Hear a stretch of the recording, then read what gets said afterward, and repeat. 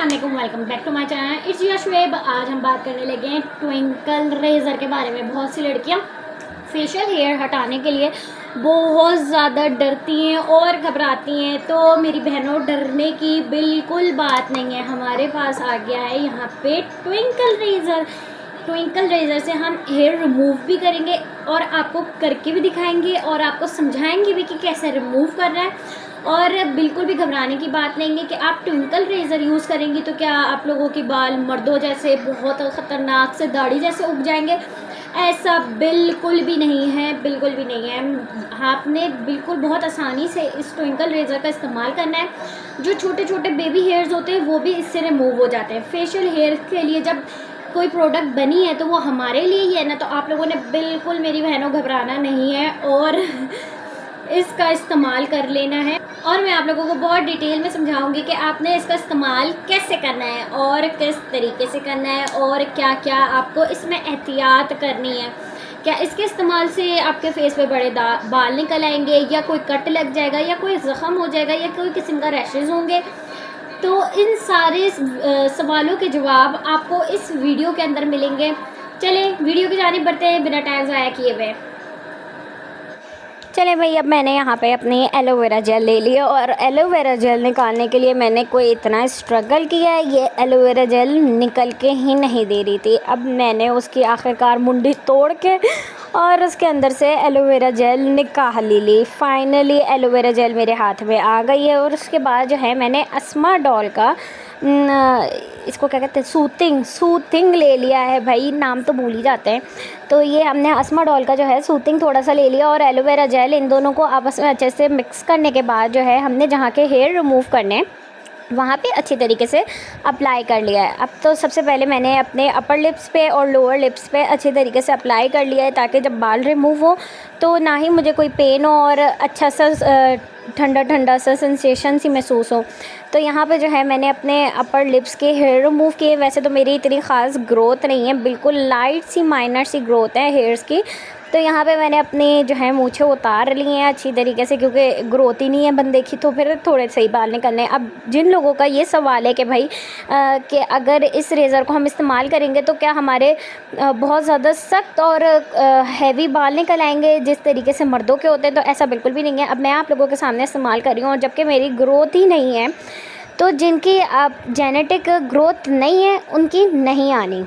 तो इस चीज़ से आपने बेफ़िक्र रहना है कि आप लोगों के ऐसे कोई बाल नहीं निकल आएंगे।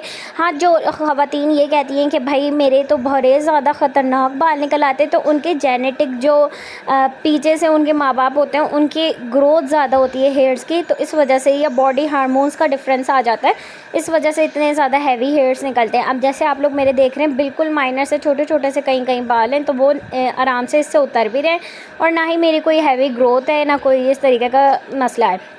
तो इससे आप बेफ़िक्र हो जाएं। मैं आप लोगों को एक प्रॉपर गाइड कर रही हूँ कि आप लोगों को इसको देख के ये आइडिया भी हो जाए कि किस तरीके से आपने इस्तेमाल करना है। आपने एक नॉर्मल सा एलोवेरा जेल या कोई भी सूथिंग लोशन आपने उसको ऐड करना है और आराम से अपने हेयर को रिमूव कर लेना है। ना ही कोई आपको वैक्सिंग का रोला होगा, ना ही कोई पेन होगी, ना ही कोई तकलीफ़ होगी।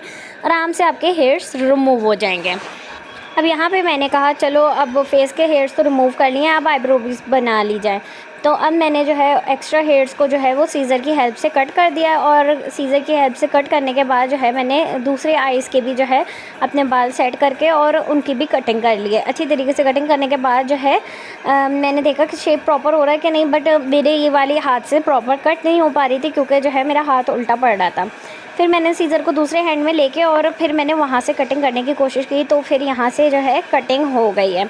ये बड़ा स्ट्रगल है, जाके पॉलर से करवा ले बंदा, मगर पॉलर भी बंदा इतने आराम से जा नहीं सकता। बच्चों के साथ जो है इतना इजी नहीं होता कि बंदा पॉलर आराम से चली जाए। जो मदर्स जो हैं उनको मेरी बात का बड़ा अच्छे से पता होगा, जो जॉइंट फैमिली में रहती हैं और एक मदर हैं, तो उनके लिए बड़ा मुश्किल होता है पॉलर निकल के जाना आना। तो इसलिए जो है ये अब देखें मैंने जो है अपने फोरहेड को भी क्लीन कर लिया है। यहाँ पे मेरे यहाँ पे भी बहुत ही कम ग्रोथ है और मेरी आईब्रोज़ जो हैं वो प्रॉपर अच्छी घनी आती हैं। तो यहाँ पे जो थोड़े बहुत बाल थे मैंने उनकी भी अच्छे से कटिंग शटिंग कर ली है और मेरा हाथ गलती से मेरे अपने बालों पे लग गया, शुक्र है कि वो कट नहीं हुआ है। अब जो है फिर मैंने यहाँ से दूसरी आईब्रोज़ जो है ऊपर से वो भी सेट कर ली हैं। सेट करने के बाद मैंने कहा सेंटर से भी अच्छे से कर ली जाए, जब कर ही रहा है बंदा तो तसल्ली से। फिर अब यहाँ पे देखा तो यहाँ पे बड़ी गंदे सा शेप हुआ था। फिर मैंने कहा चलो इसको भी अच्छे से कटिंग कर लेते हैं। और कटिंग करने के बाद भाई इतने अच्छे खासे बाल उतरे और बिल्कुल भी पेन महसूस नहीं हुआ, ऐसा नहीं लग रहा था। वरना थ्रेडिंग करवाने में कितनी जान जाती है बंदे की, कितनी तकलीफ़ होती है। तो ऐसा कोई रोला नहीं था, आराम से घर बैठे अपनी मर्ज़ी से अपने हिसाब से शेप दे दो। वरना जो पार्लर वाली होती हैं उनके तो नाटक ही बड़े ज़्यादा होते हैं, अभी इंतज़ार करो, अब ये करो, अब वो करो, फिर मैंने करना है, ये करना है, वो करना है। फिर उसके बाद जो है उस पर भी 10,000 बातें सुनानी कि भाई आपकी तो बिल्कुल भी अच्छी आईब्रोज़ नहीं है, ये यहाँ से ज़्यादा कट हुआ हुआ है, यहाँ से वो हुआ हुआ है, तो भाई अपने हिसाब से खुद कर लें।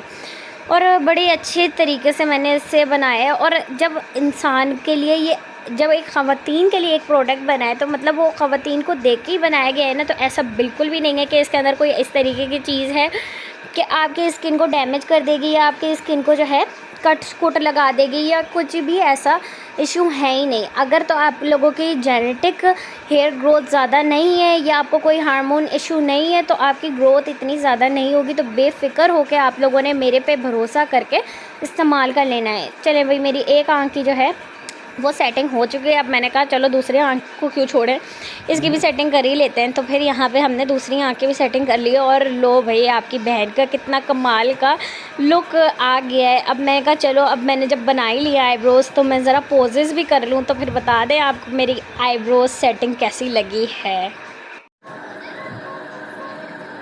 तो और मेरी बहनों, देख लिया आपने पूरी वीडियो, देख तो ली होगी आपने पूरी वीडियो। उम्मीद है आप लोगों को मेरी ये वीडियो पसंद आई है। अगर तो आप लोगों को मेरी वीडियो ये पसंद आई है तो मेरे चैनल को ज़रूर सब्सक्राइब कर दें। वीडियो ऐसे मत देखा करें, मेरी इतनी प्यारी प्यारी बहनें आती हैं वीडियो ऐसे ही देख के भाग जाती हैं। No subscribe, no like, no comment. तो मेरी प्यारी बहनों, सब्सक्राइब लाजमी कर दिया करो ताकि मुझे हौसला मिले कि मैं आप लोगों के लिए इसी तरीके की मज़े की वीडियोस लेके आ सकूं। और आप लोगों की इसमें हेल्प भी हो जाती है और मुझे भी आप लोगों के साथ बात करके बड़ा मज़ा आता है। मिलते हैं आपसे नेक्स्ट वीडियो में, तब तक के लिए अल्लाह हाफिज़। Thanks for watching. अल्लाह हाफिज़, बाय बाय। मानो से बाय बाय